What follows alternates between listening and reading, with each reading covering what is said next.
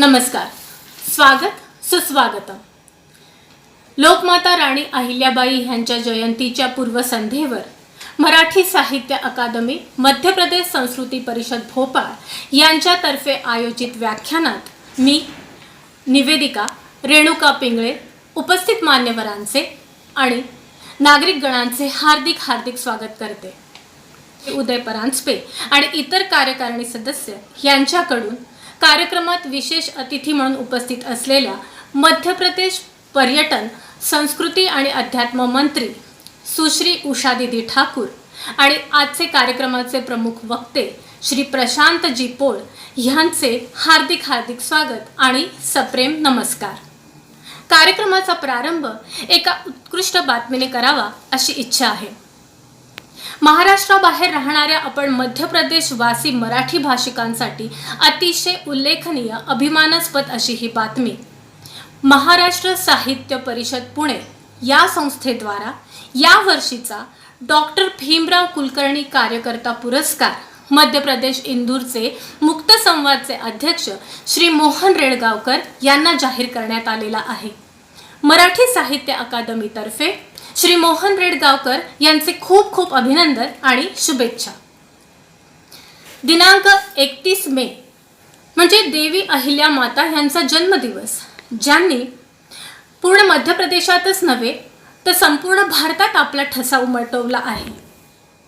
एक अत्यंत दानशूर, कर्तव्यनिष्ठ, धर्मपरायण आणि कार्यक्षम राज्यकर्ती म्हणून अहिल्याबाई होळकरांचा उल्लेख इतिहासामध्ये सुवर्ण अक्षरांनी होतो. मध्यम उंचीची, सावळ्या वारणाची आणि डोईवर पदर घेतलेली ही स्त्री कर्तृत्व आणि विचार यांच्या दृष्टीने किती उंची गाठू शकते हे त्यांचे आयुष्यच सांगते. आणि म्हणूनच म्हटले आहे ना, इतिहासाने पानोपानी गायली तिची गाथा, होळकरांची तेजस्वी ती पुण्यश्लोक माता. अशा या अहिल्याबाईंना आजच्या या कार्यक्रमात सुश्री उषादीदी ठाकूर श्रद्धासुमन अर्पित करणार आहेत. आजचे प्रमुख वक्ते श्री प्रशांत पोळ यांचा परिचय. आपण इलेक्ट्रॉनिक्स आणि टेलिकॉममध्ये इंजिनिअरिंग आणि मराठीमध्ये MA केलेले आहे. दिशा कन्सल्टंट्स आणि भारती वेब प्रायव्हेट लिमिटेड नागपूरचे डायरेक्टर म्हणून आपण कार्यरत आहात. विश्वसंवाद केंद्राचे कार्यकारी अध्यक्ष आहात. वर्ष 1998-99 मध्ये महाराष्ट्र सरकारच्या IT टास्क फोर्सचे सदस्य होतात. माखनलाल चतुर्वेदी पत्रकारिता विश्वविद्यालयाच्या महाविद्वत परिषदेचे सदस्य आणि IIIT जबलपूरचे गव्हर्निंग कौन्सिलचे सदस्य आहात. अनेक वृत्तपत्र आणि अनेक मासिकांमधून आपण स्तंभलेखन केलेले आहे. वे 15 दिन आणि भारतीय ज्ञान का खजाना ही पुस्तकेही प्रकाशित झालेली आहेत. आता एका सुंदर गीताची प्रस्तुती होईल. हे गीत गातील श्रीमती गीताताई आगाशे. गीताच्या प्रस्तुतीनंतर आपण पुढील कार्यक्रमाचा आस्वाद घेऊ शकतो. धन्यवाद. आता सौ गीताताई आगाशे व्यक्तिगत गीत सादर करतील. देवी अहल्ये राष्ट्रदीपिके सेवाव्रत धारिणी, देवी अहल्ये राष्ट्रदीपिके सेवाव्रत धारिणी, ज्योतिर्मय जननी तू जाहलीस आम्हा मार्गदर्शनी, देवी अहल्ये राष्ट्रदीपिके सेवाव्रत धारिणी, ध्येयाचा करी दीप घेऊनी मनाधीर द्यावया, उभी पुण्यमयी दीन दुबळ्यांवरती उचलावया, स्वाभिमान उजळला पावली तुझ्या चरण रागिणी, जगावयाचा मंत्र शिकविसी निर्भय वरदायिनी, देवी अहल्ये राष्ट्रदीपिके सेवाव्रत धारिणी ज्योतिर्मय जननी तू जाहलीस आम्हा मार्गदर्शनी देवी अहल्ये राष्ट्रदीपिके सेवाव्रत धारिणी।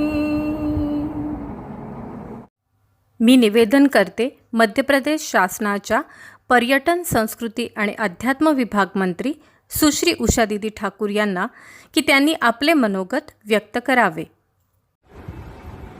मराठी अकादमी के निर्देशक भाई उदय परांजपे जी को मैं बहुत धन्यवाद देना चाहती हूँ कि उन्होंने मराठी अकादमी के माध्यम से 31 मई पुण्य श्लोका प्रातः स्मरणीय माँ अहिल्या बाई होलकर के जन्म दिवस मनाने का निश्चय किया।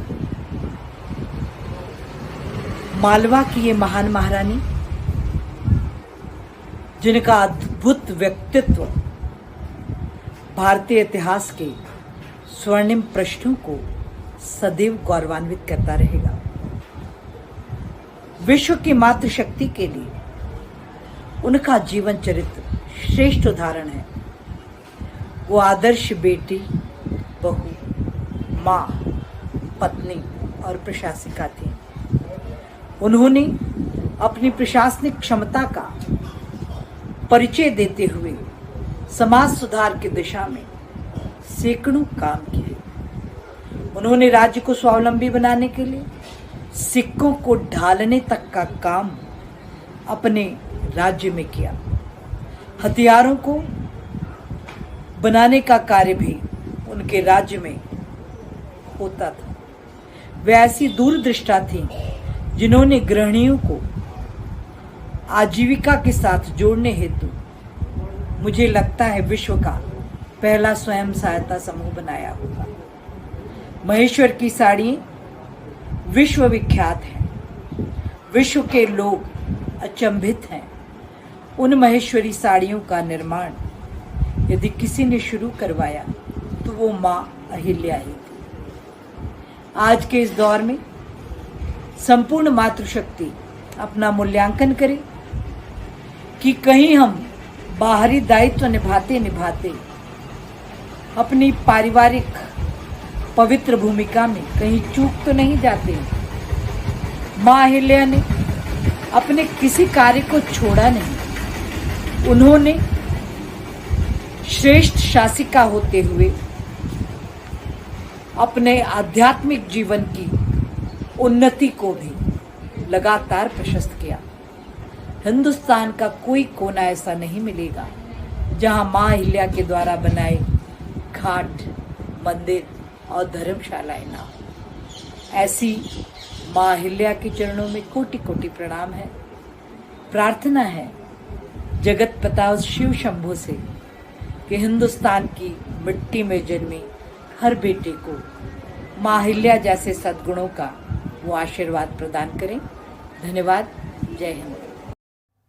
आता मराठी साहित्य अकादमीचे निदेशक श्री उदय परांजपे आभार प्रदर्शन करतील। नमस्कार मंडळी, मुख्य वक्त्याच्या उद्बोधनाच्या आधी आभार प्रदर्शन एक नवीन पद्धत सुरू करण्याचा प्रयत्न करीत आहे। कारण कार्यक्रमानंतर मुख्य वक्त्याच्या भावना, ते विचार श्रोत्यांच्या मनात जास्त वेळ राहावेत, त्याच भाव विश्वात त्या श्रोत्यांचे मन रमावे म्हणून हा पायंडा टाकण्याचा प्रयत्न करीत आहे। तर श्रोते हो, स्वानुभवाने सांगतो की आजचे आपले मुख्य वक्ते प्रशांतजी पोळ यांच्याकडून ऐतिहासिक पृष्ठभूमीवर व्याख्यान ऐकणे म्हणजे प्रत्यक्ष त्या काळात जाऊनच घटनांचा साक्षीदार होणे असे असते। मला विश्वास आहे की आज आपणास नक्कीच तो अनुभव येईल। प्रशांतजी, आपण आपला किमती वेळ दिला ह्याबद्दल आपले शतशः धन्यवाद। मध्य प्रदेश शासनाच्या पर्यटन, संस्कृती आणि अध्यात्म विभाग मंत्री आदरणीय सुश्री उषादीदी ठाकूर यांच्या मनोगतामध्ये देवी अहिल्याबाई यांच्याबद्दल जी अगाध श्रद्धा आणि भक्ती ह्याचे आपण दर्शन केले आहेच. आम्हा सर्वांना आणि विशेष करून मातृशक्तीला आपण फारच प्रेरणादायक संदेश दिला. त्याबद्दल माननीय मंत्री महोदया सुश्री उषा दिदी ठाकूर यांचे अनेक अनेक आभार. इथे नमूद करू इच्छितो की अकादमीतर्फे प्रकाशित होणाऱ्या त्रैमासिक पत्रिका अंतर्नाद ह्याचा पुढील अंक लोकमाता अहिल्याबाई यांना समर्पित असा राहणार आहे आणि त्याच्या प्रकाशनाची जबाबदारी अतिथी संपादक म्हणून इंदूरचे आदरणीय मोहनजी रेडगावकर आणि अंकसंकल्पना व संपादन सहाय्य म्हणून माननीय सुनीलजी मतकर ह्या मान्यवरांनी स्वीकारली आहे. त्याबद्दल आपण दोघांना धन्यवाद. मी आभारी आहे सौ रेणुकाताई पिंगळे यांचे, ज्यांनी या आभासी माध्यमातून अत्यंत सुरेखरित्या निवेदन सादर केले. त्याचप्रमाणे स्वतः चाल लावून देवी अहिल्याबाईंवर गीत प्रस्तुती देणाऱ्या सौ गीताताई आगाशे यांचे देखील आभार. ज्यांच्या पाऊलखुणा ओळखत मी काम करण्याचा प्रयत्न करीत आहे असे अकादमीचे प्रथम निदेशक माननीय गणेशजी उपाख्य गंपू भैया बागदरे यांच्या मार्गदर्शनाबद्दल त्यांचे मनपूर्वक आभार. या कार्यक्रमाचे तंत्र सहाय्य सांभाळणारे श्री अंकेश फाटक आणि श्री अश्विन कदम यांचे देखील आभार. आणि सर्वात महत्त्वपूर्ण अर्थात आपण मान्यवर श्रोते, आपण आपला किमती वेळ दिला त्याबद्दल शतशः आभार आणि आमच्या आगामी कार्यक्रमांना देखील अशी साथ द्याल हा विश्वास आहे आणि असाच आशीर्वाद राहू द्यावा ही विनंती. नमस्कार. आजच्या कार्यक्रमाचे वक्ते श्रीयुत प्रशांतजी पोळ यांना आग्रह आहे की त्यांनी आपले व्याख्यान प्रारंभ करावे. नमस्कार. मराठी साहित्य अकादमी भोपाळच्या वतीनं आयोजित पुण्यश्लोक देवी अहिल्याबाई होळकर यांच्या जयंतीनिमित्त या कार्यक्रमात आपणा सर्वांचे मनपूर्वक स्वागत. आपल्या प्रदेशाचा हा अभिमानाचा विषय आहे की एका महिलेनं 18व्या शतकामध्ये असं जबरदस्त कर्तृत्व गाजवलं की संपूर्ण देशभरात इंदोरचं, महेश्वरचं, आपल्या प्रांताचं, मध्य प्रदेशाचं नाव हे दुमदुमलं. अहिल्याबाई होळकरांची पूर्ण कहाणी ही विलक्षण आहे. त्यांच्या जीवनाचा चरितपट ज्या पद्धतीने उलगडल्या गेला ते सर्व अद्भुत आहे. अहमदनगरमध्ये जामखेड तालुका, त्यातलं चौंडी नावाचं एक लहानसं गाव, त्या चौंडी नावाच्या गावामध्ये एक नदीच्या तीरावर एक शंकराचं मंदिर. त्या शंकराच्या मंदिराच्या समोर वाळूचे महादेव बनवत असलेल्या काही मुली, जवळच बाजीराव पेशव्यांची छावणी तिकडे पडलेली आहे, छावणी तिकडे उभारलेली आहे. खासा बाजीराव पेशवे, मल्हारराव होळकर ही सर्व मंडळी त्या तिथे उपस्थित आहेत. आणि अचानक एक घोडा उधळतो. बरोबरच्या सर्व सखी ज्या सख्या आहेत त्या धावतात, पण एक लहानगी मुलगी मात्र त्या वाळूनी तयार केलेल्या बनवलेल्या शंकराच्या पिंडींवर आपल्या स्वतःला झाकून घेते आणि झाकून घेऊन त्या पिंडीचं रक्षण करते. खासा बाजीराव पेशवे हे बघतात आणि ते मल्हारराव होळकरांना म्हणतात, मल्हार बाबा, या मुलीला बघा, असामान्य धैर्य आहे. बाजीराव स्वतः त्या मुलीला विचारतात की बाकीच्या तुझ्या बरोबरच्या तुझ्या सख्या या प्राणाच्या भयानं धावल्या, तू नाही धावलीस?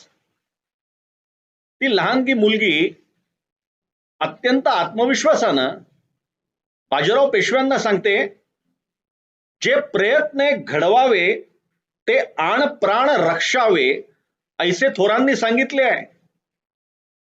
आणि म्हणून स्वतः बनवलेल्या शंकरांच्या पिंडीला वाचवणं हे परमकर्तव्य आहे. हे बघून बाजीराव मल्हार बाबांना म्हणतात, मल्हार बाबा, या इतक्या चांगल्या मुलीला तुमची सून करून घ्या. आणि चौंडी गावातल्या, एक लहानशा चौंडी गावातल्या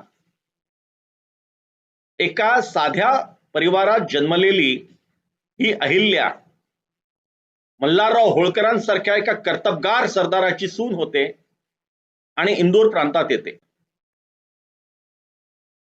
1925 साली 31 मेला अहिल्याबाई होळकरांचा जन्म आहे आणि त्यांचा मृत्यू हा ऑगस्ट 1795 ला आहे.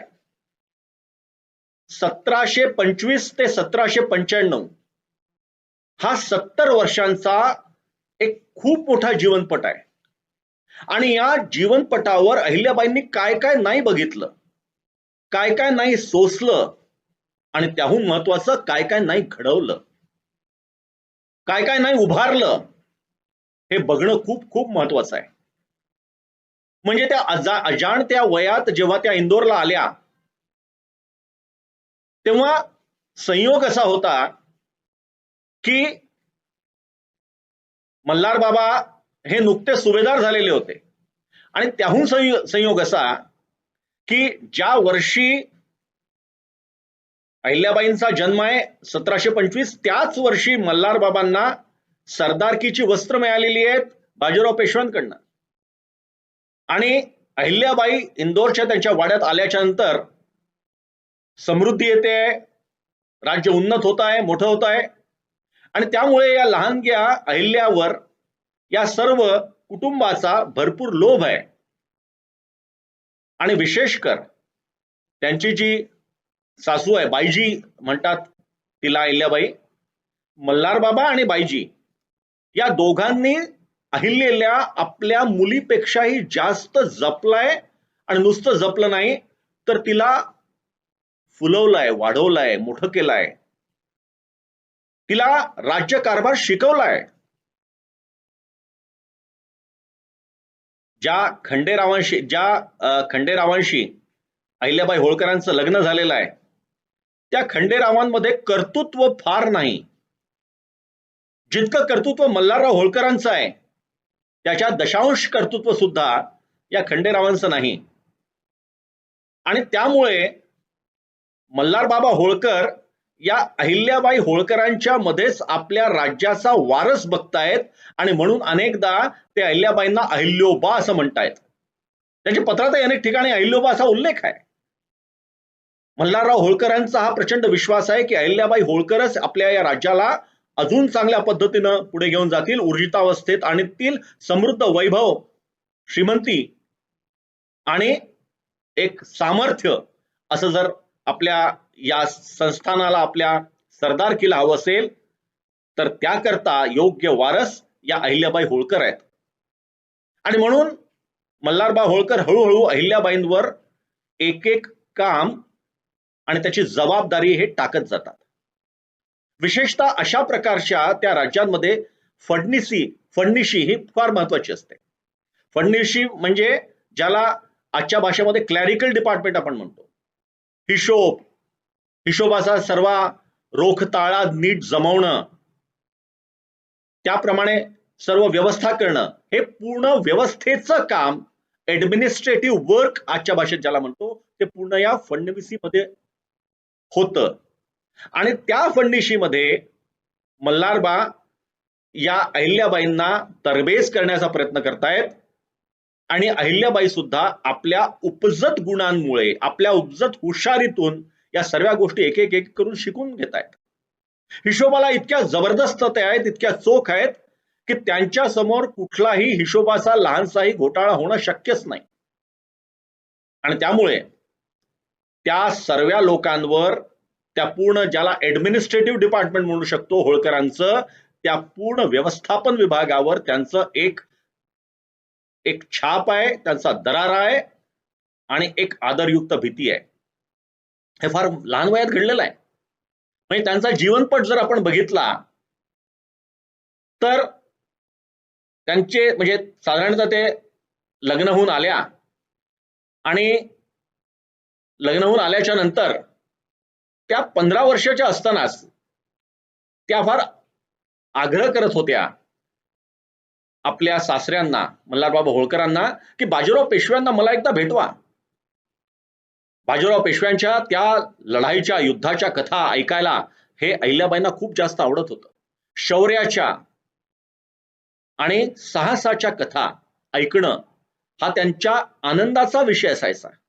आणि म्हणून मल्हारबा कधीही मोहिमेहून आले की अहिल्याबाईंच्या बरोबर ते बसायचे आणि त्यांना मोहिमेतल्या सर्व गोष्टी हे सांगायचे. पण दुर्दैवानं अहिल्याबाई 15 वर्षाच्या असताना इंदोरी त्या आपल्या सासरी आल्या असतानाच 1740 मध्ये पहिल्या बाजीराव पेशव्यांचा हा मृत्यू झालेला आहे. आणि त्यातून मग आता नानासाहेब पेशवे हे नवीन पेशवे झालेले आहेत. नानासाहेबांच्याकडे पेशवाई आलेली आहे. आणि नानासाहेबांच्याकडे पेशवाई आल्याच्या नंतर मल्हारबांवर त्यांचा विश्वास हा जास्त वाढलेला आहे. आणि त्याच्यातून मल्हारबांना वेगवेगळी क्षितिज खुणावतायत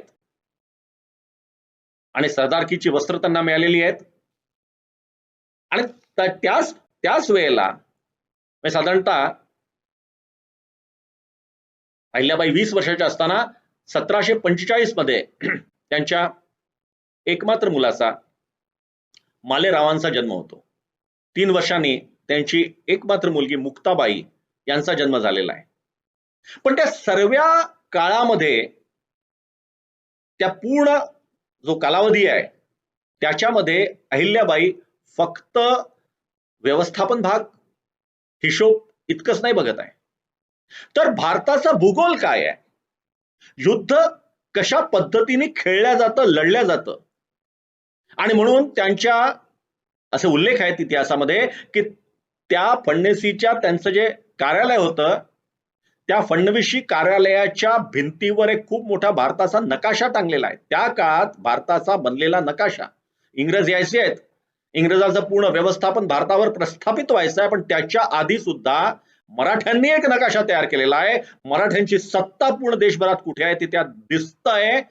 आणि मग इथे इंदोरात बसून अहिल्याबाई हे बघतायत की निजाम कशा पद्धतीने हालचाली करतोय, कशा पद्धतीने गिल्से म्हणजे हे बाहेरचे जे आक्रांत आहेत ते कशा पद्धतीने येत आहेत दिल्लीत, लाहोर कुठे आहे, हे सर्व अहिल्याबाई समजून घेत आहेत.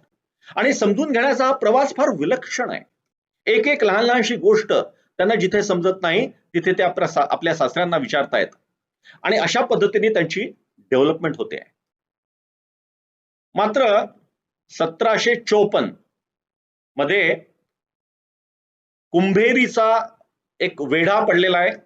शिंदे होळकर दोघंही एकजुटीनं त्या राजपूत राजांना जेरीस आणण्याकरता त्यांनी कुंभेरीच्या त्या किल्ल्याला वेढा घातलेला आहे.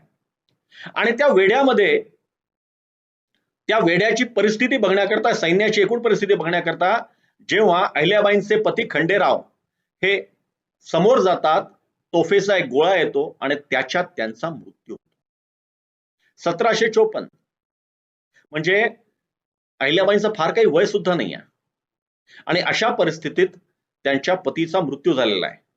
त्या काळच्या परिस्थिती अनुसार किंवा चालीरीती अनुसार सती जाणं हे क्षत्रिय कुळाला किंवा जे क्षत्रिय आहेत, क्षत्रिय धर्म ज्यांनी मानलाय त्या सर्वांना एक प्रकारे आवश्यक आहे. आणि जर सती गेलं नाही, रणात झुंजणाऱ्या माणसाची बायको जर सती गेली नाही तर ते समाजात फार वाईट मानलं जात आहे.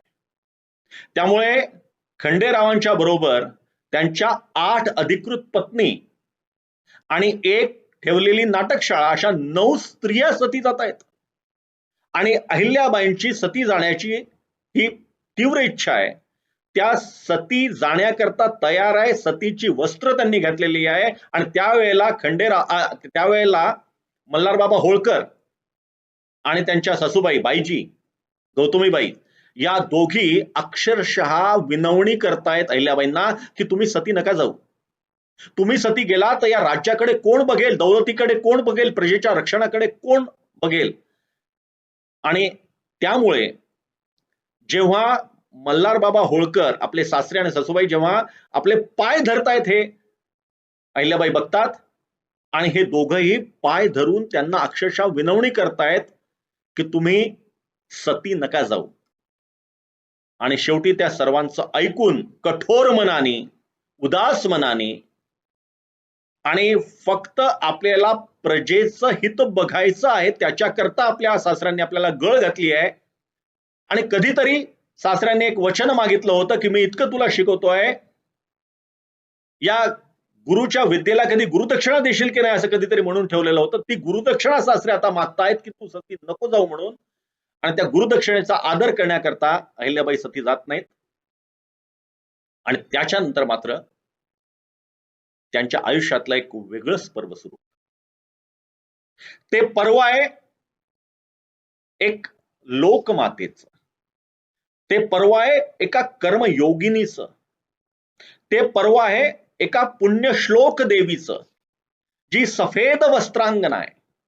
पांढऱ्या वस्त्रांशिवाय त्यानंतर अहिल्याबाईंनी एकही दुसऱ्या रंगाचं वस्त्र घातलेलं नाही.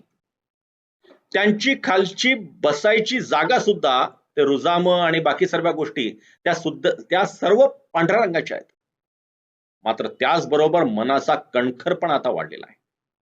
राज्यामध्ये प्रजेचं हित हे सर्वतोपरी पहिलेही होतं, आता ते जास्त मोठ्या प्रमाणावर आहे. आता अवघं जीवन हे त्या प्रजेच्या हिताकरताच त्यांनी वाहून घेतलेलं आहे. आणि त्यामुळे जेव्हा त्या फडणवीसी कार्यालयात येतात तेव्हा अक्षरशः रात्रभर बसतायत, वेगवेगळे हिशोब बघतायत, सैन्याच्या हालचाली बघतायत, दाणागोटा बघतायत, सैन्याला कुठे कुठे काय काय गरज आहे ते बघतायत, वसुली बरोबर होते की नाही ते बघतायत. आणि मुख्य म्हणजे न्यायदानाचं अत्यंत उत्तम काम त्या करतायत. आणि त्याच्याकरता त्यांचा संपूर्ण वेळ जातोय. मात्र हे सर्व होत असताना घरातून खूप दुःख आहेत त्यांना. त्यांचा मुलगा मालेराव हा चांगल्या पद्धतीनं काम करत नाहीये. कुठेतरी एक विकृती आहे त्याच्यात, सेडिस्टपणा ज्याला आजच्या भाषेत आपण म्हणतो तशा पद्धतीने त्याचं सर्व वागणं आहे. घरी आलेल्या भिक्षुकांवर उंदरस सोड, खासकुयली सोड, त्यांना विंचवाचा दंश कर, लोकांना त्रास दे आणि त्याच्यातून आनंद प्राप्त करणं. आणि हे सर्व आपल्याच नशिबी का याची खूप मोठी खंत अहिल्याबाईंना आहे. आणि त्यांनी आपल्या मुलाला वटणीवर आणण्याकरता खूप प्रयत्न केलेले आहेत.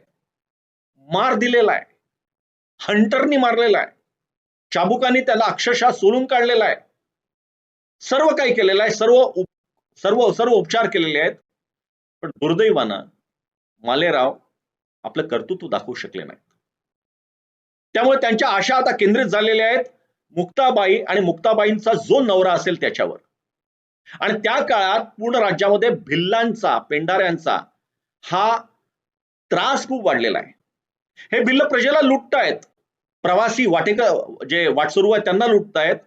आणि त्यामुळे प्रजाहित दक्ष अशा या पुण्यश्लोक देवी अहिल्याबाईंनी मनात एक पण केलेला आहे की जो या भिल्लांचं पारिपत्य करेल त्यालाच मी माझ्या मुलीच्या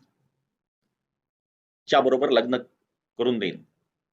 आणि त्या पणाच्या अनुसार त्या जातायत. समोर कोणी येत नाही आहे, त्याच्यामुळे मुलीच्या लग्नाचं वय वाढतंय.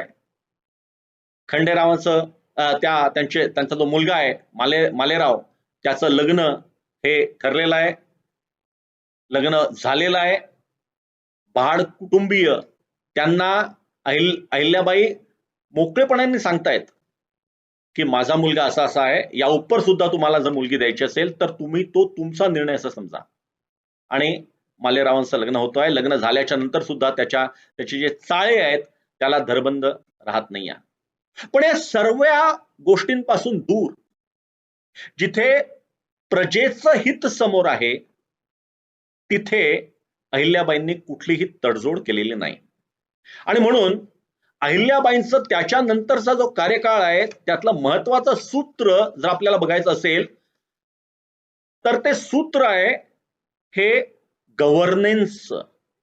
अत्यंत कुशल आणि अत्यंत योग्य अशा पद्धतीने प्रशासन व्यवस्था चालवणं, अत्यंत योग्य पद्धतीने न्याय व्यवस्था चालवणं, सर्वजण सुखी राहतील, संतुष्ट राहतील, समाधानी राहतील असा प्रयत्न करणं आणि त्याचबरोबर आपलं राज्य कसं सामर्थ्यशाली होईल, आपलं सैन्य कसं मजबूत राहील, लढाया कशा पद्धतीने आपल्याला जिंकता येतील याबद्दल त्यांचा सतत विचार चालू आहे.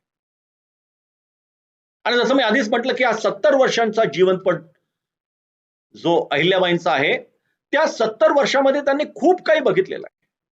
अनेक दुःखद प्रसंग आणि फार थोडे चांगले प्रसंगही त्यांच्या वाट्याला आलेले आहेत.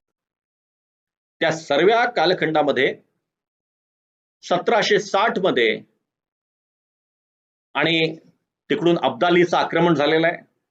याच्या आधी सुद्धा 1757 मध्ये अब्दाली याच्या आधी येऊन दिल्ली, आग्रा या सर्व भागांमध्ये त्यांनी तिथल्या प्रजेला भरपूर पिडलंय, भरपूर त्रास दिलेला आहे, लुटलाय. अनेक बायकांना त्यांनी आपल्या अफगाणिस्तानात नेलेलं आहे. अनेकांचे वाडे खणती केलेले आहेत, पाडून टाकलेले आहेत, खूप त्रास दिलेला आहे. आणि अशा याच्यामध्ये मल्हारराव होळकर किंवा होळकरी सेना, अंतोजी माणकेश्वर वगैरे तिथले पेशव्यांचे जे दिल्लीतले सरदार आहेत, हे सर्व लोक दिल्लीला वाचवू शकलेले नाहीत याची खूप मोठी खंत ही अहिल्याबाईंच्या मनात आहे. म्हणजे ज्या वेळेला 1757 मध्ये भारताच्या पूर्व किनाऱ्यावर प्लासीमध्ये इंग्रज जिंकतोय, त्यावेळेला त्या 1757 मध्ये भारताच्या उत्तरेला अब्दाली त्रास द्यायला येतोय आणि दिल्ली लुटून नेतोय. आणि म्हणून पेशवे, होळकर, शिंदे हे सर्व मोर्चे बांधणी करतायत आणि 60 साली परत एकदा अब्दालीचं आक्रमण झालेलं आहे.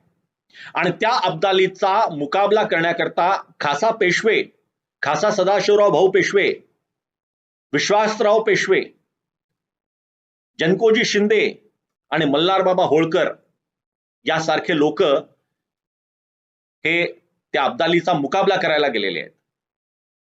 1760 चा उत्तरार्ध हा विजयाचा उत्तरार्ध आहे. प्रत्येक ठिकाणी मराठ्यांना विजय मिळतोय. दिल्ली त्यांच्या कब्जात आलेली आहे. दिल्लीचं तख्त सदाशिवराव भाऊ फोडतायत आणि त्यातलं जे चांदी आहे ती चांदी वितळवून बाकी लोकांना देतायत. कुंजपुराचं जे युद्ध आहे ऐतिहासिक ते युद्ध जिंकतायत आणि कुरुक्षेत्राकडे, पानिपतकडे ते पुढे जात आहेत. आणि 14 जानेवारी 1761 ला ती ऐतिहासिक पानिपतची लढाई, पानिपतचं युद्ध होत आहे. आणि दुर्दैवानं शेवटल्या क्षणी, अक्षरशः युद्ध जिंकत असताना शेवटल्या क्षणी मराठी युद्ध हारतायत.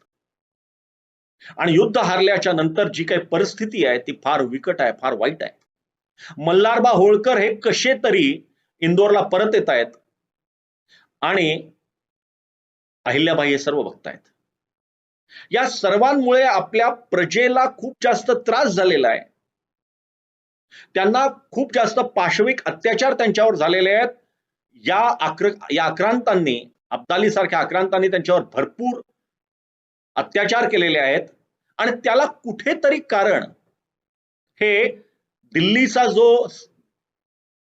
नजीब नावाचा हा दिवाण आहे, दिल्लीच्या बादशहाचा, हा अत्यंत कुटील आहे. त्यांनी हे सर्व घडवून आणलेलं आहे. त्याला एकदा जीवदान द्यायला मल्हारबा होळकर हे निमित्त झालेले आहेत. त्यामुळे त्यांना आतून फार राग धुमसतोय. पण या सर्वातून बाहेर निघणं आवश्यक आहे. त्या धीर बांधतात आणि त्या काळामध्ये शिंदे आणि होळकरांचं खूप चांगलं सख्य आहे. अनेकदा अहिल्याबाई स्वतः ग्वाल्हेरच्या किल्ल्यावर जाऊन त्यांनी तिथली व्यवस्था बघितलेली आहे. शिंद्यांच्या बायकांना धीर दिलेला आहे. ग्वाल्हेरला, आग्र्याला, इंदोरला जे तोफांचे कारखाने, तोफांचे गोळे बनवण्याचे जे कारखाने आहेत त्याच्यावर त्यांनी खासा स्वतः जातीनं लक्ष ठेवलेलं आहे. इतकंच कशाला, अहिल्याबाई होळकरांनी तोफ चालवण्याचं विधिवत प्रशिक्षण घेतलेलं आहे. त्या खूप चांगल्या प्रकारे तोफ चालवू शकतात आणि नुसत्या तोफा नाही तर तोफांचे जितके पण वेगवेगळे प्रकार त्या काळी अस्तित्वात होते त्या सर्व प्रकारांमध्ये अहिल्याबाई स्वतः निष्णात आहेत, त्यांनी शिकून घेतलेलं आहे. आणि मग आता या पूर्ण मराठी मनाला उभारी देण्याचं काम मल्हारबा होळकर, अहिल्याबाई आणि हे सर्व करतायत. आणि त्याच्यातून परत सैन्याची जमवाजमव होते, परत मोहिमा निघतायत. राक्षस भुवनाची लढाई निजामाच्या बरोबर होते आहे त्याच्यानंतर, आणि त्यात निजामाला चांगला जबरदस्त मार मराठी देत आहेत. यांनी उमेद वाढते आहेत. उत्तरेकडच्या सर्व ज्या लढाई आहेत ते सुद्धा मल्हारबाबा होळकर शिंद्यांना बरोबर घेऊन जिंकून घेत आहेत. आणि या सर्वातून एक चांगल्या घटना घडतायत आणि राज्याचा सुद्धा विस्तार होतोय. कारण आता दिल्लीमध्ये जी आक्रांतांची सत्ता होती, जी मोगल बादशहांची सत्ता होती, ती पार खिळखिळ झाली आहे, दुबळी झालेली आहे. आणि अब्दाली सारखा आक्रांता जरी जिंकून गेला असला तरी त्याला इतका जबरदस्त मार बसलेला आहे की त्याच्यानंतर अब्दालीच काय पण खैबरच्या दर्यातून दुसरा कोणीही आक्रांता भारतात आलेला नाही. या पानिपतने इतकं जबरदस्त घडवलेलं आहे. आणि त्यामुळे आता तिथे शत्रू म्हणून खूप जास्त काही उरलेलं नाही. उरलं आहे ते नीट व्यवस्थापन, उरलं आहे ते राजपुतानात असलेल्या आपसातल्या खूप जास्त कटकटी, उरलं आहे ते राजपुतानातल्या अनेक भावंडांमधलं भांडण, उरलं आहे ते सैन्याची नीट व्यवस्था करणं. आणि आता खूप मोठा शत्रू समोर नसल्यामुळे जी मरगळ आलेली आहे त्या मरगळ दूर करून लोकांना त्यातून बाहेर काढणं. आणि या सर्व्याला अहिल्याबाई या पुरून उरलेल्या आहेत, पूर्ण वेळ तिकडे देत आहेत. आणि त्याच्यानंतर मात्र दरम्यानच्या काळामध्ये मल्हारबाबांनी भरपूर युद्ध खेळलेली आहेत, भरपूर ठिकाणी जिंकून घेतलेली आहेत. मात्र त्यांचंही वय झालेलं आहे, 70-73 वर्षाचं वय झालेलं असताना मल्हारराव होळकरांचा मृत्यू होतोय. त्यांची तब्येत बिघडलेली आहे. सतत फिरणं, सतत मोहिमा काढणं, यातून शरीर हे जर्जर झालेलं आहे, शरीर खंगलेलं आहे. आणि 20 मे 1766 म्हणजे पानिपतचं युद्ध झाल्याच्या नंतर 5 वर्षांनी उत्तरेतली घडी व्यवस्थित बसवून झाल्याच्या नंतर सुभेदार मल्हारराव होळकर यांचा मृत्यू होतोय. त्याच्या दुसऱ्याच वर्षी 1767 मध्ये अहिल्याबाईंचा एकमात्र पुत्र मालेराव यांचा सुद्धा मृत्यू होतोय. आता या विषण्ण परिस्थितीमध्ये अहिल्याबाईंनी आपली राजधानी ही महेश्वरला नेली आहे. त्यांना त्या इंदोरच्या वाड्यात राहण्याची इच्छाच नाही, जिथे मल्हारबांचं, बाईजींचं अस्तित्व होतं, ज्यांचा आशीर्वाद सतत आपल्या मागे होता. अशा वाड्यामध्ये त्यांच्या अनुपस्थितीत राहणं हे त्यांना जमत नाहीये, त्यांना पटत नाहीये. आणि म्हणून त्यांनी महेश्वरच्या किल्ल्याला जरा व्यवस्थित केलेलं आहे. आणि तिकडे अत्यंत साधेपणानं एका वाड्यातल्या दिवाणखान्यात त्यांनी आपला दरबार भरवलेला आहे. तिकडे ते न्यायदानाचं काम करतायत. आणि रोज नर्मदेचं दर्शन घेणं हे त्यांच्याकरता दिवसभरातल्या दिनक्रमातला एक आनंदाचा लहानसा ठेवा आहे. त्यामुळे महेश्वरच्या किल्ल्यामध्ये रोज सकाळी त्या नर्मदा दर्शनाला जातात. दरम्यान त्यांना लोक काही तक्रारी गाराणी घेऊन येतात, त्यांचा त्या निवाडा करतात आणि मग बाकी पूर्ण आपल्या कामाला लागतात. मग आता महेश्वरला त्या विकसित करण्याच्या मागे आहेत. महेश्वर हे चांगलं झालं पाहिजे, महेश्वर हे उद्योगधंद्यांनी विकसित झालं पाहिजे, समृद्ध झालं पाहिजे, असा त्यांचा प्रयत्न आहे. आणि त्याच प्रयत्नाच्या अंतर्गत त्यांनी तिथे जे विणकाम करणारे लोक आहेत त्या विणकाम करणाऱ्या लोकांना तिकडे आश्रय दिलेला आहे, त्यांना मदत केलेली आहे. आणि त्यांना बोलवून घेऊन जास्तीत जास्त हातमाग कसे तयार होतील, त्याच्यातून चांगली वस्त्र कशी तयार होतील, एक्सलन्स इन मॅन्युफॅक्चरिंग, ज्याला आजच्या मध्ये आपण म्हणतो, हे कशा पद्धतीने होईल हे स्वतः त्या लक्ष घालतायत. आणि मग महेश्वरी लुगडी, महेश्वरी कापडं यांचा एक नवीन ब्रँड तयार होतोय त्या काळातला. त्याची खूप मोठी बाजारपेठ तयार होते आहे आणि तो माल, महेश्वरी लुगड्यांचा माल हा अक्षरशः देशभरात जातोय. आणि नंतर तर इंग्रजांनी तिथला जो माल आहे तो बाहेरच्या देशांमध्ये सुद्धा पाठवलेला आहे, तो एक्सपोर्ट सुद्धा झालेला आहे. हे त्यांनी महेश्वरला डेव्हलप करण्याचे बरेच प्रयत्न अहिल्याबाईंनी त्या काळामध्ये केलेले आहे. त्यांचा एकूण व्यवस्थापनाचा जर भाग आपण बघितला, विशेषकर अहिल्याबाईंच्या जीवनपट 70 वर्षांचा जो आपण बघतो, त्यातला पहिला टप्पा हा लहान आहे, एक साधारणतः 15 वर्षांचा आहे, ज्याच्यामध्ये त्या लग्न होऊन आपल्या सासरी इंदोरला आलेल्या आहेत. नगर जिल्ह्यातल्या चौंडीच्या अहिल्याबाई या इंदोरला आलेल्या आहेत. हा त्यांच्या जीवनातला पहिला टप्पा. अबोध आहे, फारसं त्यातलं काही माहीत नाही. दुसरा टप्पा जो आहे तो हा मल्हार बाबाच्या मृत्यूपर्यंतचा, म्हणजे 1766 पर्यंतचा. आणि 1766 मध्ये मल्हारबांचा मृत्यू होईपर्यंत मधल्या जी कालावधी आहे, कालखंड आहे, त्यातही बऱ्याच घटना घडलेल्या आहेत. त्याला समर्थपणे अहिल्याबाईंनी तोंड दिलेलं आहे. आणि त्याच्यानंतर एक प्रकारे विरक्त अशा पद्धतीने त्यांनी आपलं पूर्ण पुढलं जे आयुष्य आहे 1795 पर्यंतचं, पुढल्या 29 वर्षांचं आयुष्य हे त्यांनी महेश्वरला आपलं केंद्र मानून तिथेच उभारलेलं आहे.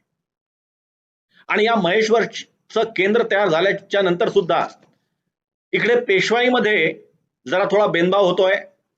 नानासाहेब पेशव्यांचा मृत्यू झालेला आहे आणि त्याच्यानंतर नानासाहेब पेशव्यांचा मृत्यू हा पानिपत ज्या वर्षी झालं त्याच वर्षी, म्हणजे 1761 मध्येच झालेला आहे.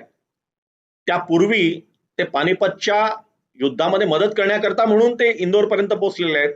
इंदोरच्या वाड्यात आहे, तिथून त्यांची तब्येत जी ढासळते आहे तिथे पुण्याला पोहोचेपर्यंतच त्यांचा मृत्यू झालेला आहे. आणि त्यामुळे राघोबा दादा पेशवे यांच्या महत्वाकांक्षांना धुमारे फुटलेले आहेत आणि त्यांना असं वाटतंय की हे इतकं समृद्ध, संपन्न, इतकं मोठं भव्य असं हे होळकरांचं राज्य हे आता आपल्याला घशात घालता येतील, म्हणून ते होळकरांच्या दिवाणाला गंगोबा तात्यांना फितवतात आणि गंगोबा तात्यांना बरोबर घेऊन एक कुटील चाल खेळतात. ते स्वतः सैन्यानिशी अहिल्याबाईंवर आक्रमण करायला येतात. आता अहिल्याबाईंनी आपलं गुप्तचर खातं हे अगदी पहिलेपासनं, जेव्हापासनं त्या फडावर जायला लागल्यात, म्हणजे ऍडमिनिस्ट्रेटिव्ह विभाग बघायला लागल्यात, तेव्हापासनं त्यांनी आपलं गुप्तहेर खातं हे खूप सशक्त बनवलेलं आहे. आणि त्यामुळे त्यांना गुप्तहेर खात्याकडून, नजरबाज असा शब्द त्या काळात वापरला जायचा गुप्तहेरांना, त्या नजरबाज लोकांकडनं त्यांना सर्व बातम्या आलेल्या आहेत. आणि त्याच्यातून त्यांना कळलंय की फार अवधी आपल्याजवळ नाही आहे, आपल्याला आपलं सैन्य नीट ऑर्गनाईज करायचं आहे, व्यवस्थित करायचं आहे. सैन्य त्यांच्याजवळ फारसं नाही आहे. मग त्या सैन्य गोळा करण्याच्या मागे लागतात आणि जितके आपले बाकीचे सरदार आहेत त्या सर्वांना पत्र लिहितात की दौलतीवर कठीण समय आलेला आहे, पेशव्यांमध्ये फंदफितुरी होऊन राघोबा दादा माझ्यावर आक्रमण करायला निघालेले आहेत, तुम्ही सर्व मदतीला या. आणि अहिल्याबाईंची कीर्ती, अहिल्याबाईंची प्रतिमा इतकी धवल, इतकी चांगली, इतकी आदरणीय आहे की त्यांच्या त्या पत्राला मान ठेवून अगदी गायकवाड शिंद्यांपासून सर्व लोक, त्यांचे सर्व सरदार हे मदतीला येत आहेत. दरम्यानच्या काळामध्ये साधारणतः 50-60 स्त्रियांना घेऊन महेश्वर मध्येच अहिल्याबाईंनी एक स्त्री पथक तयार केलेलं आहे. त्यांना सैन्याचं प्रशिक्षण दिलेलं आहे, त्यांना घोड्यावर बसण्याचं प्रशिक्षण दिलेलं आहे. आणि आज जवळपास 50-60 रणरागिणी यांचं एक पथक त्यांनी तयार केलेलं आहे. आणि राघोबा दादा हे महेश्वरच्या जवळ येत असताना अहिल्याबाईंनी त्यांना पत्र लिहिलं आहे. ते पत्र उपलब्ध आहे, फार सुंदर पत्र आहे. त्या पत्रात त्यांनी राघोबा दादा पेशव्यांना म्हटलेलं आहे की आपण या युद्धाला आम्ही तयार आहोत, सज्ज आहोत. जर आपली फत्ते झाली तर फारच छान, लोक म्हणतील एका स्त्रीला पराभूत करून तुम्ही जिंकलात. पण जर का तुमचा पराभव झाला तर मात्र लोक म्हणतील एका स्त्रीने तुमचा पराभव केला, तेव्हा विचार करा. आणि ते पत्र वाचूनच राघोबादादांना एकूण सर्व लक्षात येतं की कशा पद्धतीने असे रिपरकेशन्स होतील, कशा पद्धतीने असे इम्पॅक्ट राहील. आणि म्हणून राघोबादादा हे परत आता त्यांना जायचं आहे, पण काहीतरी आता इथपर्यंत आलो तर कशा करता, तर ते सांगतात की मान्य, आम्ही आता इथपर्यंत आलोच आहेत, तर तुम्हाला भेटायला तरी मला यायची इच्छा आहे. तर सांत्वनाला म्हणून मी येऊन जातो की मल्हार बाबा वगैरे नाही आहेत म्हणून सांत्वनाला. त्याच्यावर फार कडक असं पत्र अहिल्याबाईंनी लिहिलंय. त्यांनी लिहिलंय, सडे यायचं, एकटंच यायचं, पालखीतून यायचं. ते येतात, जी काही एक फॉर्मॅलिटी सारखी भेट आहे ती होते आणि राघवदादा परत जातात. हा खंबीरपणा जो आहे की कुठल्याही परिस्थितीमध्ये न डगमगता राज्य चालवणं, हे अहिल्याबाईंनी आपल्या कर्तृत्वाने दाखवून दिलेलं आहे. आणि त्यामुळे त्या काळामध्ये संपूर्ण देशामध्ये अहिल्याबाईंच्या नावाचा एक जबरदस्त दरार आहे. आणि तो फक्त होळकरी राज्यापर्यंत सीमित नाही, अखिल देशामध्ये तो दरार आहे. त्यांचं जे राज्य व्यवस्थापन आहे ते व्यवस्थापन शिकायला लोक येतात त्यांच्याकडे, ते बघायला लोक येत आहेत. त्यांनी पूर्ण त्यांच्या मोठ्या विभागांना सरकार त्या काळात म्हटलं जायचं, त्या प्रत्येक सरकारामध्ये साधारणतः किमान 10 ते जास्तीत जास्त 40 असे जिल्हे आहेत. त्या जिल्ह्यांना त्या काळात परगणा किंवा महाल म्हणायचं. तुम्हाला इतके महाल दिले, इतके परगणे दिले, अशी भाषा असायची. त्या प्रत्येक परगण्यात म्हणजे प्रत्येक जिल्ह्यात 8 ते 20 साधारण इतके तालुके असायचे आणि प्रत्येक तालुक्यात साधारणतः किमान 6 ते कमाल 30 अशी खेडी असायची. या पूर्ण होळकर संस्थानाचा जो ऍडमिनिस्ट्रेटिव्ह हेड होता तो दिवाण होता. दुर्दैव अहिल्याबाईंचं की त्यांना जे 2-3 दिवाण भेटले, त्या 2-3 दिवाणांनी त्यांना त्रास दिला, त्यांच्या विरुद्ध कट केले. त्यांना असं वाटलं ही तर एक महिला आहे, बाई आहे, दुसऱ्यांशी हातमिळवणी करून हे राज्य आपण घेऊ शकतो. कोणीही सफल झालं नाही, पण हा त्रास मात्र अहिल्याबाईंना नक्कीच झाला. जो महालस किंवा परगणा असतो, त्या परगण्याचा प्रमुख म्हणजे आजच्या भाषेमध्ये जिल्ह्याचा कलेक्टर, डिस्ट्रिक्ट मॅजिस्ट्रेट किंवा कलेक्टर आपण ज्याला म्हणतो, त्याला त्या काळामध्ये कमाविसदार म्हणायचे. हा कमाविसदार त्या पूर्ण परगण्याचा प्रमुख, त्याच्या माध्यमातून परगण्यातलं व्यवस्थापन, ऍडमिनिस्ट्रेशन हे केलं जायचं. आणि त्या सर्व कमाविसदारांवर अहिल्याबाईंचा जबरदस्त वचक होता, जबरदस्त कंट्रोल होता. त्या प्रत्येक कमाविसदारांना अहिल्याबाई व्यक्तिगतरित्या ओळखत होत्या. त्यांच्या कुटुंबाची त्यांना व्यवस्थित माहिती होती आणि त्यांना कसं नियंत्रणात ठेवायचं, कसं त्यांना भ्रष्टाचारापासून रोखायचं, याचीही पूर्ण व्यवस्था किंवा कल्पना ही अहिल्याबाईंना होती. या कमाविसदारांचा पगार त्या काळामध्ये 30,000 वार्षिक होता. प्रत्येक सरंजामी सरदाराच्या गोटामध्ये जे सरंजामी सरदार सुद्धा त्यांनी ठेवले होते, त्याच्यामध्ये शास्त्री, पंडित, पुराणिक, वैद्य, ज्योतिषी, पथकाचे हिशोब ठेवणारे, कारकून, नालबंदी करणारे, सांबार, धोबी, तंबू ठोकणारे, शिवणारे, असे खूप एक मोठा बारदाना असायचा. त्या सर्वांचं व्यवस्थित व्यवस्थापन होत राहील, कुठे अन्याय होणार नाही हे बघण्याचं काम हे अहिल्याबाईंचं असायचं. त्या काळामध्ये होळकरांचे सुभ्याचे प्रांत होते, ते त्यांनी स्वदेश म्हटला म्हणजे इंदूर, महेश्वर आणि आसपासचा भाग. खानदेश हा होळकरांच्या अंतर्गत होता. नेमाण माळवा हा होताच. घडोली आहे, धुंदाड आहे, जातवड आहे, बुंदेलखंड हा होळकरांच्या ताब्यात होता. मुळात आंतरवेद बुंदेलखंड हा पूर्वी पेशव्यांच्या खाजगीचा एक उत्पन्नाचं साधन. त्या पूर्ण काळामध्ये शिवाजी महाराजांनी जी व्यवस्था निर्माण केली, त्या व्यवस्थेच्या अंतर्गत राज्याचं उत्पन्न या लोकांना आपलं उत्पन्न म्हणून सहज उचलून घेता यायचं नाही, ती व्यवस्था नव्हती आणि सर्व याचा काटेकोर पालन करायचे. विशेषतः अहिल्याबाईंनी त्याचं काटेकोर पालन करायला लावलं. त्याच व्यवस्थेच्या अनुसार पेशव्यांचा जो पूर्ण सर्व सरदार दरकदार होते, तर पेशव्यांचा खाजगीचा खर्च कसा चालणार, त्याच्याकरता गंगा यमुनेचा दोआब हा म्हटला अंतर्वेद आहे, त्या अंतर्वेदाचा भाग हा यातून जे उत्पन्न येईल त्या उत्पन्नातून पेशव्यांचा खाजगीचा खर्च चालेल अशी व्यवस्था बाजीराव पेशवे असताना त्यांनी केली. आणि त्याच्याकरता त्यांनी गोविंदपंत खेर यांना कोकणातून उचलून सागर, मध्य प्रदेशामध्ये जे सागर आहे तिथे त्यांना ठेवलं.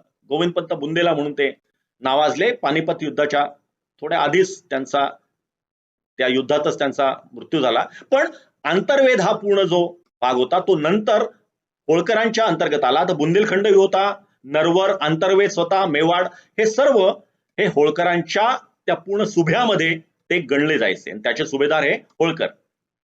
आता या सर्वांची महसुली जी पद्धत होती आणि त्यामुळे सर्व म्हणायचे की सर्वात त्या काळामध्ये सर्वात समृद्ध शासन जर कुठलं असेल, सर्वात समृद्ध सुभा प्रांत कुठला असेल, संस्थान कुठलं असेल तर ते होळकरांचं होतं. कारण की ती सुभ्याची व्यवस्था होती, महसुलाची जी व्यवस्था होती, ती महसुलाची व्यवस्था रोख आणि रक्कम म्हणजे रोख रक्कम किंवा धान्य दोन्ही प्रकारे होती. आता मजुरांचा पगार, पुढल्या वर्षीच्या करता बियाणं वगैरे हे सर्व काढल्याच्या नंतर जे काही धान्य उरेल त्या धान्यातला 2/5 भाग हा सरकारी खजिन्यामध्ये जमा व्हायचा. आणि जर रोख रक्कम असेल तर या सर्वाला बटाई महसूल असं म्हणायचे. जर रोख रक्कम असेल तर त्या रोख रकमेचं गणित सुद्धा फार स्पष्ट होतं की प्रत्येक बिघ्या मागे, बिघा हा त्या काळात एक यार्डस्टिक होती मोजमापाची, प्रत्येक बिघ्या मागे ₹1.25 आणि ती पण काळ्या बागायती जमिनीवर. जर पडीक जमीन असेल तर त्याच्यावर सरकारी सारा लागायचा नाही. तर काळ्या बागायती जमिनीवर किंवा काळ्या उपजाऊ जमिनीवर ₹1.25 एका बिघ्याला. त्याच काळामध्ये भारतातल्या बाकी सर्व ठिकाणी साधारणतः हा दर ₹4 ते ₹5 होता. मात्र कमी दर असून सुद्धा तो लोकांना टॅक्सेशन त्याचं जास्त व्हायचं नाही, त्याच्यामुळे उत्पन्न भरपूर व्हायचं. प्रामाणिकपणाने लोक ते जमा करायचे आणि कुठल्याही कमावीसदारांनी अर्थात जिल्हाध्यक्षांनी, कलेक्टरनी जर काही त्यात चूक केली, अप्रामाणिकपणा केला तर त्या सर्वांचे हिशोब इतके तत्परतेने अहिल्याबाईंच्याकडे असायचे की ताबडतोब त्या तिकडे त्यांना टोकायच्या. या सर्वांच्या मध्ये सर्वात महत्वाचं आहे ते अहिल्याबाईंचं न्यायदानाचं काम. अहिल्याबाईंचा न्यायदानाचं काम हे पूर्ण देशामध्ये गाजलेलं होतं आणि त्यातले काही उदाहरणं सुद्धा आहेत. जसे 1768 मध्ये पेशव्यांच्या फौजेच्या हालचालीमुळे गांडापूर परगण्यातील नांदगाव मध्ये तिथलं जे पीक आहे त्या पिकाची हे नासाडी झाली. तर घोडे बिडे सर्व बाकी फौज येईल तर ते रावटी वगैरे त्यांचे पडेल तर ती पीक नासाडी झाली. त्यावेळेस तुकोजीराव होळकर हे पूर्ण बाकी सर्व बघत होते. तुकोजीराव होळकरांनी ती सूट दिली तिथल्या शेतकऱ्यांना की तुम्हाला यावर्षी तुमची स्वतःचं नुकसान झालंय, तुम्ही शेतसारा वगैरे भरण्याचं कारण नाही. पण तिथल्या कमावीसदारांनी ती जबरदस्ती ती सक्तीची वसुली केली. ज्या क्षणी अहिल्याबाईंना हे कळलं त्यांनी जबरदस्त याच्यावर जबरा दम दिला, इतका जबरदस्त की त्याच्यानंतर कुठल्याही कमावीसदाराला अशा पद्धतीने शासकीय आदेश उल्लंघन करण्याची हिंमत झालेली नाही. त्यांचे जी न्याय व्यवस्था आहे त्या न्याय व्यवस्थेचे अजून काही उदाहरणं जर आपण बघितले तर एक म्हणजे शिंदे आणि होळकरांच्या मध्ये सख्य होतं पण भांडणं सुद्धा खूप व्हायची. पण त्या काळामध्ये अहिल्याबाई असताना एका जमिनीवरून शिंदे आणि होळकर, कारण दोघांची राज्य लागलेली, दोघांचे सुभे लागलेले, एका जमिनीवरून थोडं त्यांच्यात भांडण झालं किंवा विवाद झाला. त्या विवादाकरता, त्याच्या निवाड्याकरता शिंद्यांनी स्वतःहून पंच म्हणून अहिल्याबाईंना नेमलं.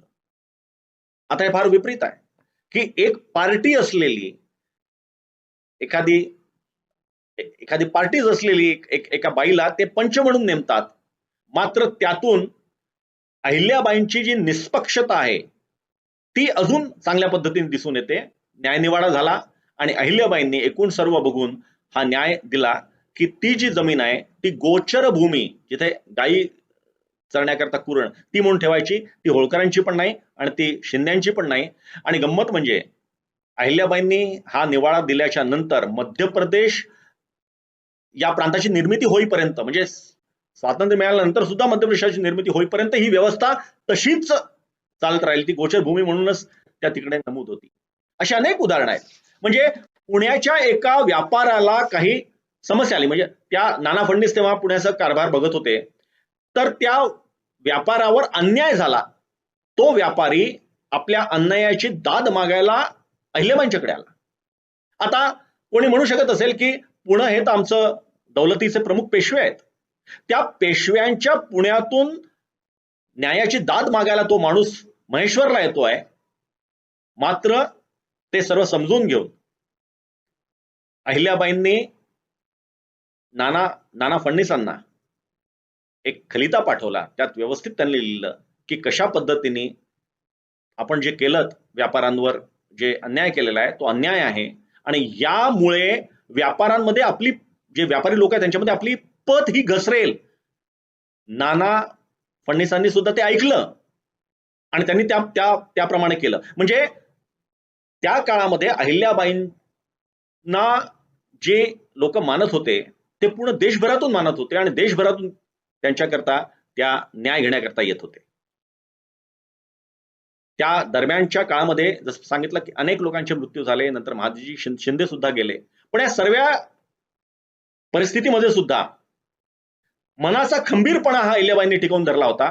1791-92च्या सुमारास उत्तर पेशवाई, भरपूर बाकी पेशवाईमध्ये स्वतः पुण्यात गोंधळ चालू आहेत, पण त्यांनी एक अमेरिकन कर्नल JP बॉइड हा आला आणि त्याला त्यांनी सांगितलं की तुम्ही आमची कवायती फौज तयार करा. त्याच्या आधी शिंद्यांनी सुद्धा एका फ्रेंच कर्नलला घेऊन कवायती फौज तयार करण्याचा प्रयत्न केली होती रात. त्याच्यानंतर पेशव्यांनी सुद्धा केली. पण त्या सर्वांमध्ये आणि यांच्यामध्ये फरक असा होता की अहिल्याबाईंची दूरदृष्टी अशी होती की हा जो बॉइड होता, कर्नल बॉइड, हा बॉइड एकटाच फक्त त्या पूर्ण फौजेला प्रशिक्षित करणार होता. दुसरे कुठलेही इंग्रज किंवा दुसरे कुठलेही विदेशी त्यात असणार नव्हते. सर्व बाकी होळकरांचेच सैनिक त्यात होते. आणि त्यामुळे कधी उद्या समजा इंग्रजांशी लढण्याची सुद्धा वेळ आली तर ते लोक हे होळकरांशी प्रामाणिक राहिले असते किंवा राहिले. इंग्रजांशी प्रामाणिक होण्याचा काही प्रश्नच नाही, जो पेशव्यांच्या बरोबर जी दुर्घटना अशा पद्धतीने झाली होती. त्यामुळे त्यांच्या डोक्यात संकल्पना अत्यंत स्पष्ट होती. इंग्रजांच्या बद्दल त्यांनी अनेक ठिकाणी उल्लेख केलेला आहे. त्यांना माहित होतं आता उत्तरेतून काही आक्रमण होणार नाही, आता आपला पुढला शत्रू हा इंग्रज आहे, आणि इंग्रजांबरोबर कशा पद्धतीने आपण लढा द्यायचा. त्यांनी सांगितलं की वाघाला मारणं सोपं आहे, अस्वलाला मारणं तुलनेने कठीण आहे. इंग्रज म्हणजे अस्वल आहे, कधी बघता बघता आपल्याला हसवून मारेल, कळणार नाही. त्यामुळे त्याच पद्धतीने, त्याच कुटिलतेनं इंग्रजांशी आपल्याला व्यवहार करायला पाहिजे. त्यांची आधुनिक फौज आहे, आपणही आधुनिक फौज तयार केली पाहिजे. त्यांच्या आधुनिक तोफा आहे, आपणही आधुनिक तोफा तयार केला पाहिजे. अशी त्यांची मानसिकता होती, अशी त्यांची तयारी होती. आणि म्हणून या पूर्ण कालावधीमध्ये अनेक स्थित्यंतर देशात झाली, अंधाधुंद परिस्थिती सुद्धा निर्माण झाली. पण त्या सर्व परिस्थितीमध्ये सुद्धा होळकरांचं जे संस्थान होतं त्या संस्थानामध्ये न्याय तरीही शाबूत होता, व्यवस्था तरीही शाबूत होती, एक सिस्टम लागलेली होती, लोकांना अभय होतं, लोक निर्भयतेने प्रवास करत होते, आणि खूप चांगलं लोक कल्याणकारी राज्य चौंडीच्या एका लहानशा मुलीनं या मातीत येऊन, इंदोरच्या मातीत येऊन रुजवलं, फुलवलं, मोठं केलं, आणि अक्षरशः पूर्ण देशामध्ये त्या होळकर राज्याला एक प्रतिष्ठा आणून दिली. आणि म्हणून एक अफाट विलक्षण कर्तृत्वाची ही स्त्री, या अहिल्याबाईंच्या बद्दल जितकी जास्त माहिती आपण मिळवू शकू, जितकं जास्त आपण बोलू शकू, जितकं जास्त त्यांच्याबद्दल त्यांच्याकडनं आपण प्रेरणा घेऊ शकू, आजच्या दिवसामध्ये ती फार आवश्यक आहे. अशा या लोककल्याणकारी, कर्मयोगिनी, पुण्यश्लोक देवी अहिल्याबाईंना माझे विनम्र अभिवादन. धन्यवाद.